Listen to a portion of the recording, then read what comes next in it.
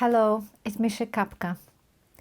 I'm going to read from To the Lake, and this little chapter comes at the end of the journey of the book, and it's called How to Heal the Insane and the Melancholy.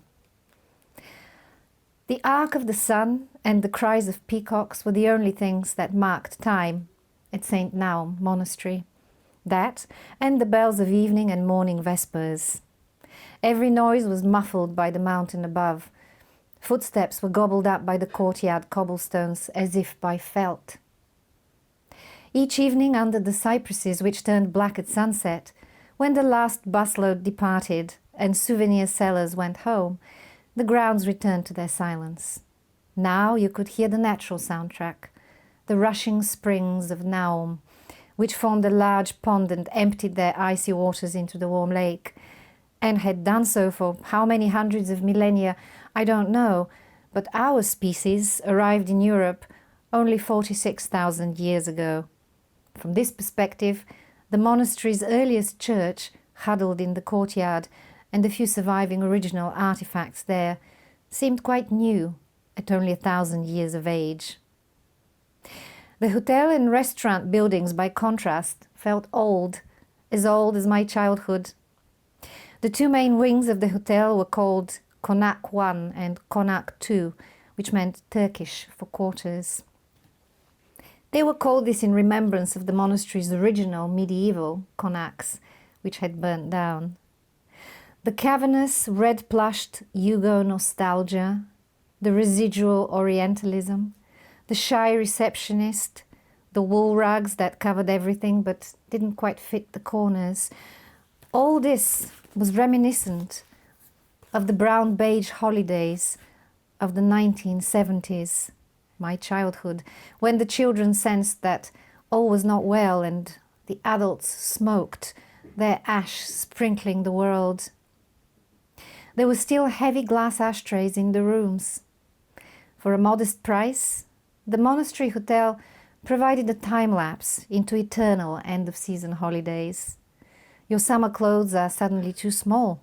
More time has passed than you thought, and you are now the person with white threads in your hair, just like the adults of your childhood. Many of them are now dead or dying, and there's nothing you can do about it.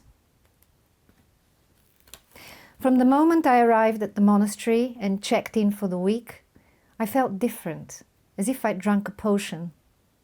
The mountains opposite looked fleshless, and the air was light. There was space. The monastery grounds, and generally this southern bit of the shore of Lake Ohrid, had a different atmosphere from the rest of the lake. Here you were stilled as if by a hand. Here you were compelled to tune in to the beat of the waves of the sandy beach below the monastery cliffs, where nobody went, because it was still a no-go border zone with Albania. Although there was no more border army, the wooded area between the monastery grounds and the checkpoint was still patrolled by a lone soldier. He swept the cobbles by his kiosk, fallen cypress cones and peacock feathers, because there was nothing else to do. I looked into his eyes and saw that he had not seen the world yet. He was still a child. If tomorrow there was another war here, he would be the first to be cut down. Each evening the sun cast its beam on the monastery, setting its windows on fire, then on the dilapidated checkpoint house in the hills, then on to the Albanian city of Pogradec, across which sunset gilded briefly looked like a mythical city. In my room, the curtains to the many windows were of white satin, aquiver with draughts, so I could not only hear but see the unearthly light of the lake, even from my bed, even at night, magnified by the moon. The lake entered the room. On my first night, I had the distinct sense that some entity was moving towards me across the water as I slept. It knew me well, but I was not afraid, and the entity was eventually all around me, or I was part of it, not as myself, but as what remained of me once my dying self was out of the way. This was the exact antidote to my recurring nightmare of rising water. I experienced this subliminal presence without fail every night until I began to feel that I was being dreamt by the lake, always in motion even when still, and still even when stormy. The lake was full of memories and symbols that were not wholly mine. We, the creatures of the earth, are up to 90% water.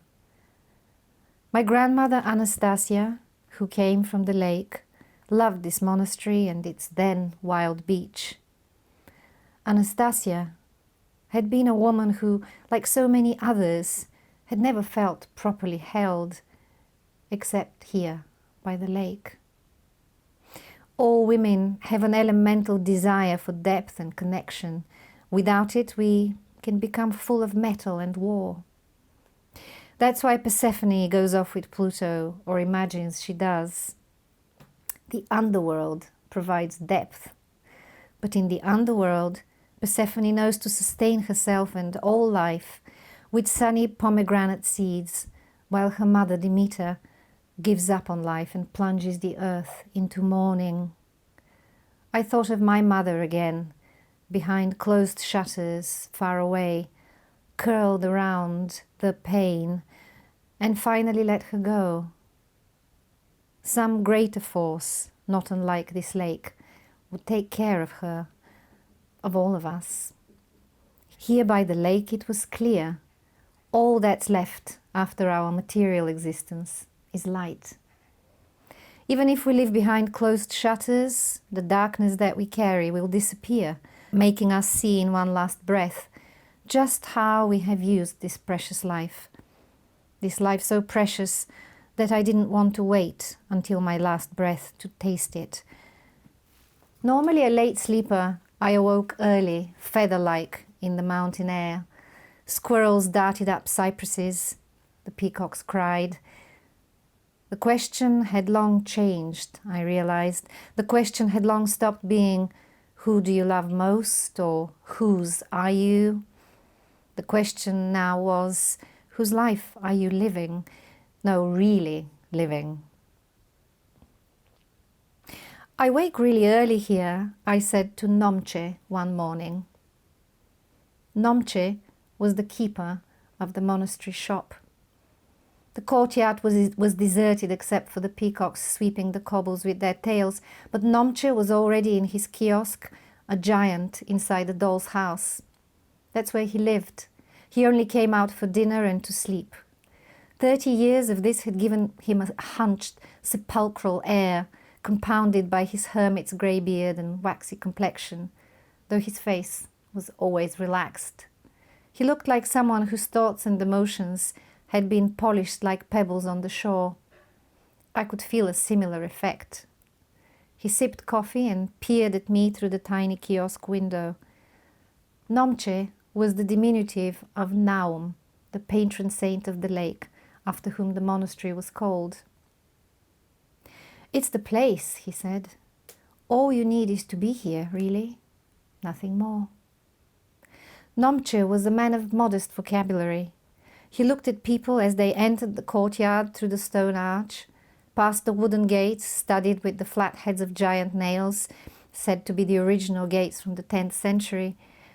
Nomche said nothing as he sold the candles, the small icons, books and crucifix chains to the annoying, shrill foreign visitors who spoke loudly to make themselves understood. But Nomche didn't speak languages and just gazed at them softly until they ceased and became quiet. I just look, he said, and looked at me.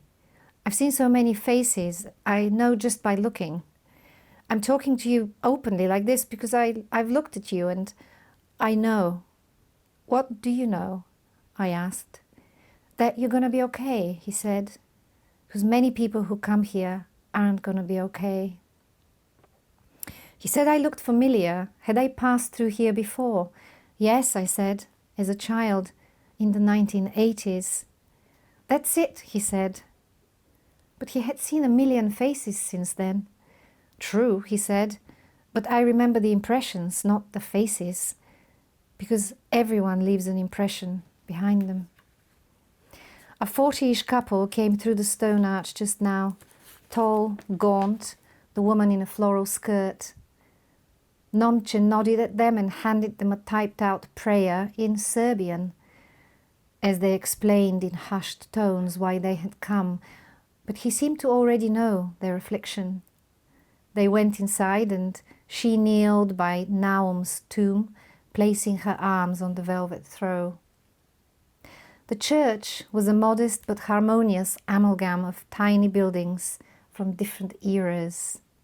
Naum was said to have built the original chapel himself in 893. Remains of the oldest of those constructions incorporated into later ones dated to the early 10th century. The overall monastery complex was a compendium of influences: Byzantine, Islamic, Armenian, Moravian.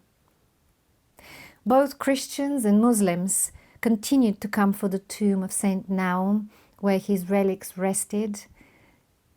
His tomb was under a stone. It was believed that if you placed your head on the tomb, you would be healed.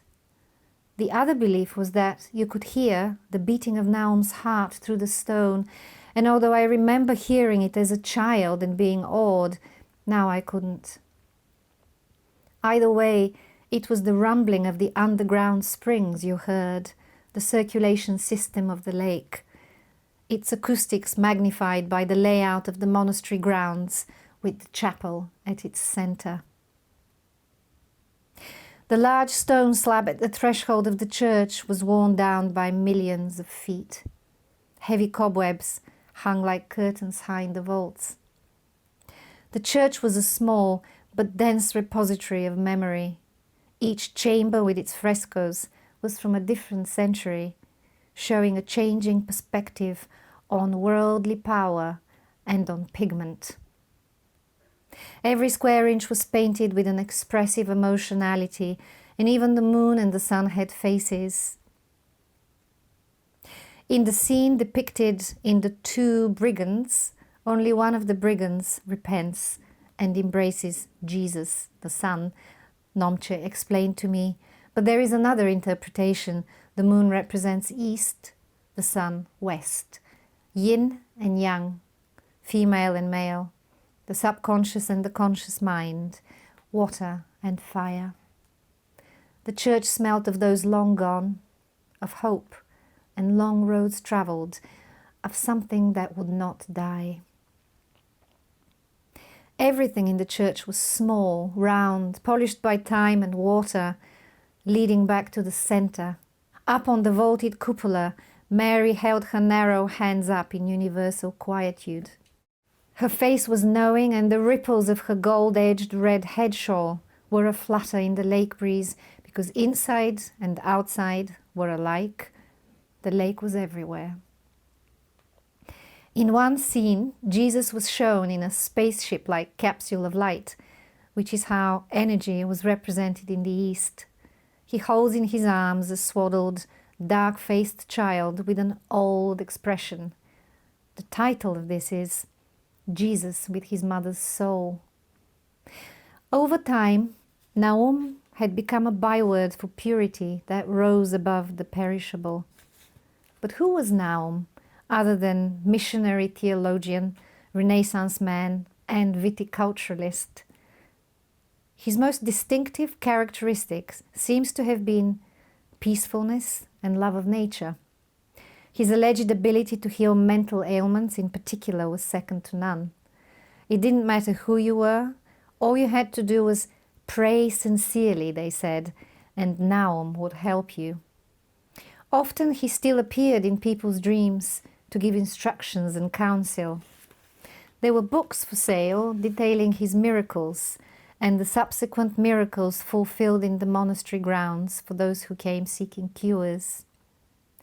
The properties of the place extended beyond the attributes of its founder, because the miracles go on as I write.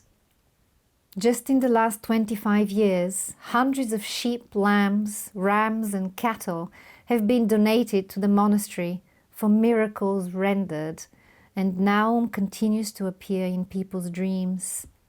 A large proportion of supplicants and donors, historically, were Muslim Albanians and Turks. Although the annals of Naum's miracles cover the entire period between his life and the present day, over a millennium, no chronology is offered, only themes. Naum helps the impoverished, Naum punishes sinners, Naum and the wild beasts, Naum heals the insane and melancholy. To read this repository of oral memory and folk narrative is to rummage through the kitchen of history. Over the last 10 centuries, miracles have been legion. The place seemed to specialize in mental and emotional disturbances, but that was only one of the rubrics. Another was the monastery provides protection, justice, nourishment, and the gaze of the silent witness in times of assault and injustice. A major theme was natural justice or balance. Some would call these karmic tales, featuring humans, wild animals, and the lake itself. A wolf who had come down from the hills and eaten the guard dogs had returned the following night and lain down in place of the dogs. "I'll show you something," Nomche said, and taking a huge key, squeezed himself out of his kiosk. The monastery had rooms for the mentally ill until as late as 1945.